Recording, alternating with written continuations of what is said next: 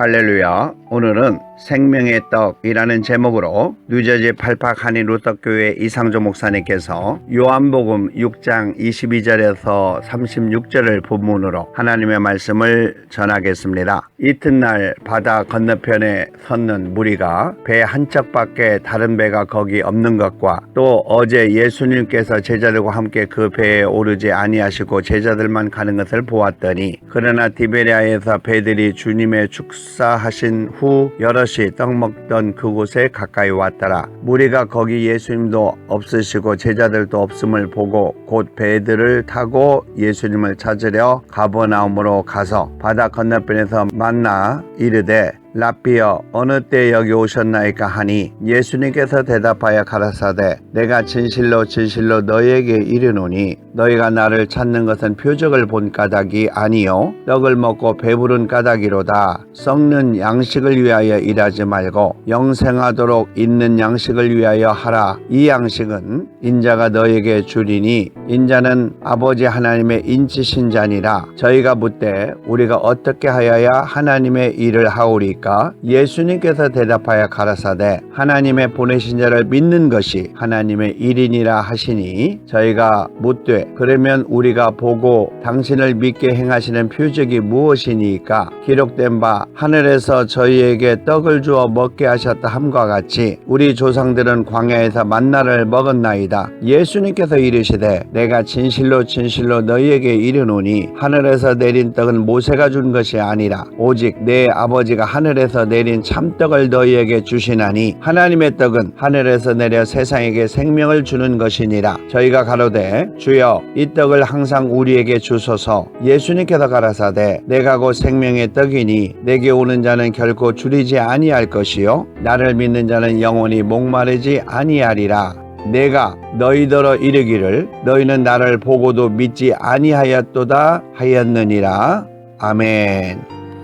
오늘 본문에서 예수님께서는 예수님을 만나러 나온 사람들에 대하여 환경을 자세히 설명하고 있습니다. 본문 22절의 내용은 예수님께서 제자들이 바다에서 풍랑을 만나 어려움을 당하고 있을 때에 구해주어 벳세다로 가지 않고 게네사렛 땅에 도착한 그 다음 날 디베라 지역에서 사람들이 배를 타고 예수님께서 오병이어로 5,000명 이상을 먹이신 지역으로 예수님을 만나기 위하여 왔다고 기록하고 있습니다. 그 이유는 22절에서 소개하고 있는데 바다 건너편에 섰던 사람들이 배 한 척밖에 다른 배가 거기 없는 것과 또 예수님께서 제자들과 함께 그 배에 오르지 아니하시고 제자들만 가는 것을 보고 예수님께서 떡을 나누어 주시던 그 지역에 계시는 것으로 착각하여 사람들이 예수님을 만나기 위하여 왔다는 것입니다. 그 정도로 사람들은 예수님을 찾아다녔고 또 만나고자 했습니다. 디베랴 지역에 있던 배가 한 척만 온 것이 아니라 많은 배들이 왔다는 것은 그만큼 예수님에 대한 관심이 컸다는 것을 말해주고 있습니다. 무리들이 그곳에 예수님과 제자들이 계시지 않는 것을 확인하고 배를 타고 가버나움 쪽으로 가서 만나서 그들은 예수님에게 라삐여 어느 때 여기 오셨나이까? 라고 인사를 드렸더니 26절에서 예수님께서는 그들을 향하여 너희가 나를 찾는 것은 표적을 본 까닭이 아니요 떡을 먹고 배부른 까닭이로라 라고 했습니다. 그럼 예수님께서 말씀하신 표적과 떡은 어떤 의미가 있을까요? 표적은 하나님께서 예수님을 통하여 하나님의 임재를 증명하는 것으로 눈으로 보고 말씀으로 듣고 마음으로 느껴 영적으로 믿게 되는 것을 의미하고 떡은 육신을 위하여 먹어야 하는 음식을 대표하는 것입니다. 그러므로 이어서 너희가 썩는 양식을 위하여 일하지 말고 영생하도록 있는 양식을 위하여 하라고 말씀하셨습니다. 이곳에서 썩는 양식은 일하고 노력해야 얻을 수 있지만 영생할 수 있도록 있는 양식은 노력해야 얻을 수 있는 것이 아니라 예수님을 믿는다는 것 때문에 하나님의 것을 예수님께서 거저 주신다는 의미가 있습니다. 이 양식은 인자가 너희에게 주리니 인자는 아버지 하나님의 인치신 자니라 라고 하셨으며 이곳에서 인치신 자라고 하는 의미는 소명하신 이 또는 선택하신 이라는 뜻을 갖고 있습니다. 즉 하나님의 양식을 소명하신 이 예수님을 통하여 주신다는 것입니다. 사도 바울은 에베소서 4장 1절 이하에서 몸이 하나여 성령이 하나이니 이와 같이 너희가 부르심의 한 소망 안에서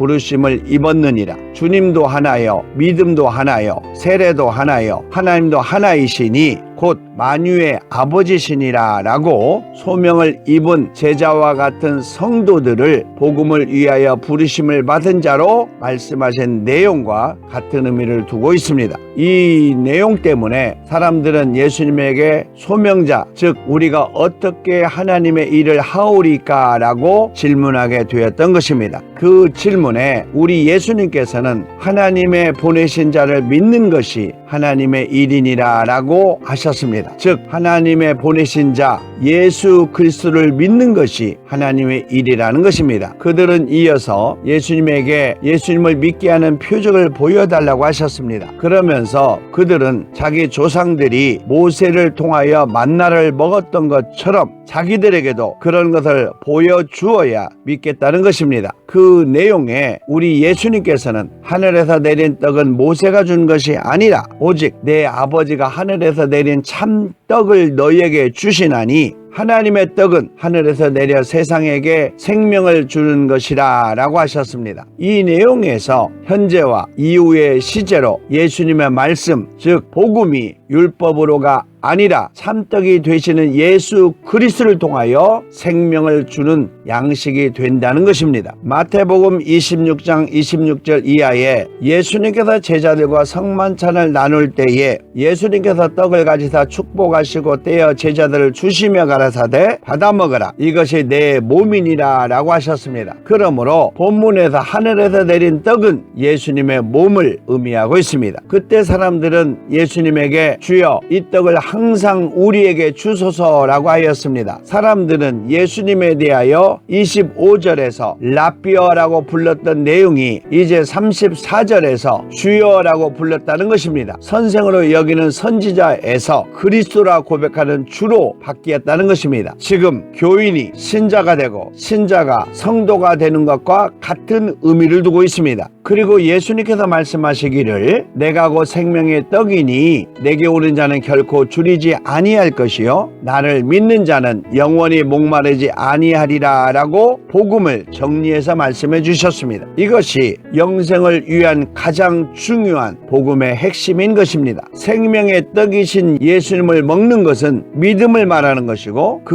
믿음으로 천국 백성이 된 사람은 더 이상 갈증이 없는 영원한 생수를 공급받아 영원히 목마르지 않는다는 것입니다. 이 세상에 살고 있는 모든 사람이 영생을 위하여 반드시 먹어야 하는 것이고 그것을 전하는 것, 즉 하나님의 보내신 자를 믿을 수 있도록 전하는 것이 하나님의 일, 곧 복음 사역자의 일이라고 하셨습니다. 우리 예수님께서 그렇게 말씀해 주셨는데도 그 사람들이 아직 예수님을 믿지 않는 고로 안타까운 심정을 표현해 주셨습니다. 내가 너희에게 이르기를 너희는 나를 보고도 믿지 아니하는구나 하셨느니라 라고 하셨습니다. 지금 기독교인들 속에서 영적으로 죽어있는 사람들을 지적하시는 우리 예수님의 마음을 볼 수 있는 내용입니다. 출애굽기 13장 2절 이하에서는 여호와 하나님께서 애굽에서 고난을 받고 있는 이스라엘 민족들을 불러내어 가나안 복지를 향하여 인도하는 과정에서 그들이 모세와 아론을 원망하여 그들에게 이르되 우리가 애굽 땅에서 고기 가마 곁에 앉았을 때와 떡을 배불리 먹던 때에